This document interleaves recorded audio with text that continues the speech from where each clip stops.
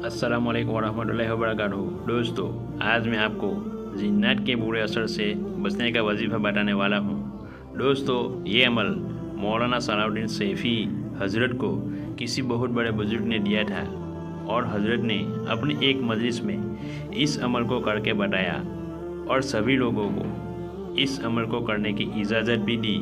इस अमल की बरकत से आपको कोई बीमारी या तकलीफ़ होगी वो भी दूर हो जाएगी और आपके सभी कामों में बरकत भी होगी। हज़रत फरमाते हैं कि जितनी भी जिस्मानी बीमारियां हैं वो शैतान और जिन्नात की वजह से होती है। तो वो बुजुर्ग का बताया हुआ अमल क्या है, आइए सीखते हैं।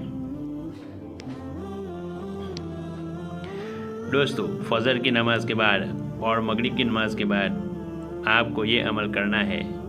पहले दुरूद शरीफ पढ़े, फिर औज़ु बिल्लाहि मिनश शैतानिर रजीम के साथ सूरह फातिहा पढ़े और फिर बिस्मिल्लाह के साथ आयतुल कुर्सी और उसके बाद तीनों कुल यानी कुल हुवल्लाहु अहद, कुल औज़ु बिरब्बिल फलक, कुल औज़ु बिरब्बिन नास, इतना पढ़कर एक छोटी सी दुआ पढ़नी है और वो दुआ ये है, या अज़ीज़ु या हामिदु ज़ुल अर्शिल मजीद अस्रिफ अन्ना सर्रा कुल्लिन जब्बारिन अनीद।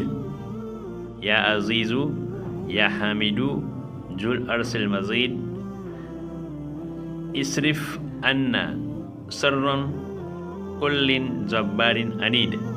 ये दुआ पढ़कर फिर आखिर में दुआ पढ़ने के बाद दोनों हाथों को दुआ की तरफ फैलाएं और उस पर ऐसा दम करें कि जिससे अपने थूक के कतरे भी शामिल हो। वजीफ़ा दम करने का तरीका, एक तो हम आमतौर पर कुछ पढ़कर जो दम करते हैं तो हल्की सी मुंह से फूंक मार देते हैं, इसमें थूक के कतरे शामिल नहीं होते। और एक दूसरा तरीका है कि दम करने का जिसमें ज़रा ज़ोर से ठू करते हैं, जिससे ठुठकारना कहते हैं, जिसमें कुछ कतरे थूक के आ जाए। इस तरह अपने दोनों हाथों पर दम करना है।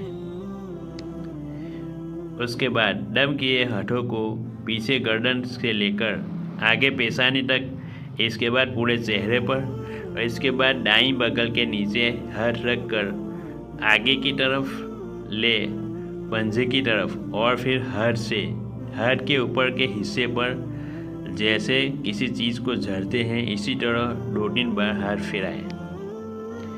फिर उसी तरह बाईं बगल के नीचे हाथ रख कर आगे की तरफ ले पंजे की तरफ और फिर आगे की हाथ के ऊपर के हिस्से पर जैसे किसी चीज़ को झरते हैं इस तरह 2-3 बार हाथ फिराएं और दम करें। फिर इसके बाद सीने पर, फिर इसके बाद दोनों मुंडों पर, उसके बाद जहाँ तक कमर पर हाथ पहुँच सके वहाँ तक हाथ को पहुँचाएं। उसके बाद दाईं टांग से लेके घुटनों के नीचे तक और ऊपर अच्छी तरह आगे की तरह हाथ फिरा लें और उसके बाद उसी तरह बाईं टांग पर ऊपर से शुरू करें और घुटनों के ऊपर नीचे और पैरों के पंजों पर दम किए हुए हाथ फेरें। खास करके जो जॉइंट वाले हिस्से हैं जैसे बगल के, घुटनों के या जॉइंट वाले मुर्दे हैं, इसलिए इन जगहों पर पसीना भी जल्दी आता है। इसलिए बहुत सी मखलूक़ात, शैतान और जिन्नात इसमें रहती है, इसलिए इस जगह के नीचे अच्छी तरह हाथ फेर लेना चाहिए।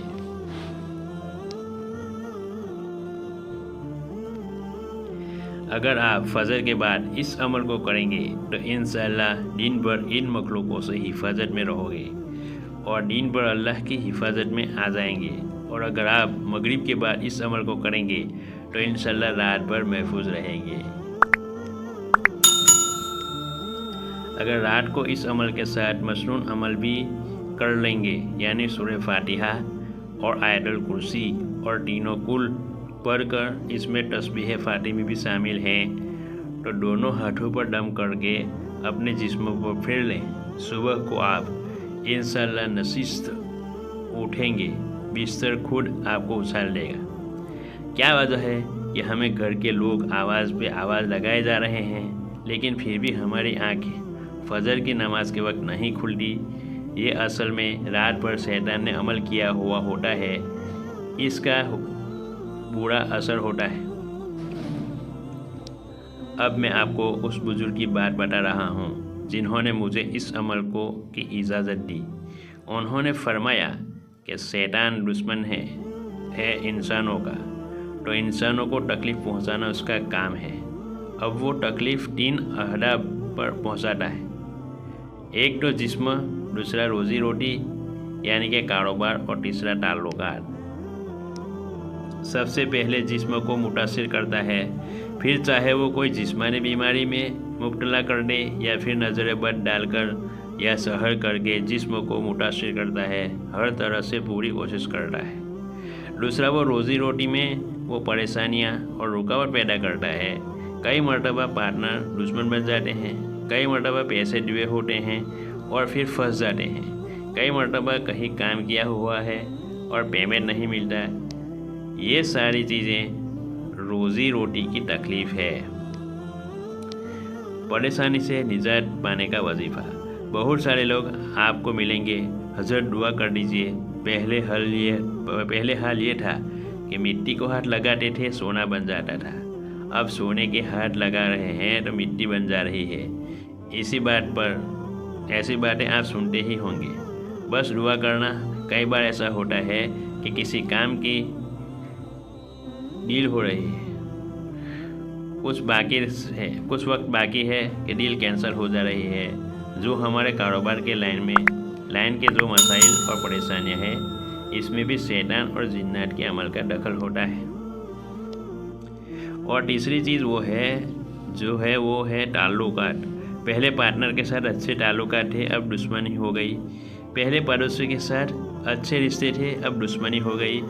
तो ये ताल्लुकात में असर होता है, इसमें भी शैतान का असर होता है। इन तीनों चीज़ों में ये अमल जो ऊपर बताया है इंतहाई मुजर्रब और असरअंदाज होता है। आप इस अमल को करें, अल्लाह ताला इंशाअल्लाह मकबूलियत भी अदा करेगा, अल्लाह ताला बरकत भी अदा फरमाएंगे और अल्लाह ताला सेहत के एतबार से फ्रेश रखेंगे। एकदम से आप चाको सोबर रहेंगे और जो कुछ हुआ ही नहीं और इस जैसे कुछ हुआ ही नहीं। अमल के साथ साथ आप नमाज की पाबंदी करें और सुन्नत का एहतमाम करें। दोस्तों, इस वजीफ़े को पाबंदी से करें और परेशानी और बीमारी से छुटकारा पाएँ और अपने दोस्तों को इस पोस्ट को शेयर ज़रूर करें ताकि वो भी पढ़ने वाले बने और इस अमल से फ़ायदा उठाने वाले बने और उनकी भी परेशानियाँ दूर हो और दीन की बातें सीखने वाले बने। कंक्लूज़न दोस्तों, आज मैंने जिन्नात के बारे में असर से बचने का वजीफ़ा जो मैंने हज़रत सलाउद्दीन सैफ़ी दामत बरकातुहू से सुना था वो आप लोगों तक शेयर किया। और आपके मन में भी कोई भी सवाल हो तो मुझे कमेंट करके पूछ सकते हैं। और अगर इस्लामिक ब्लॉग पोस्ट देखना चाहते हैं तो हमारे चैनल को सब्सक्राइब करें, बेल आइकन दबाएं। मिलते हैं अगले वीडियो में, तब तक के लिए अपने भाई को दीजिए इजाज़त। अल्लाह हाफिज़।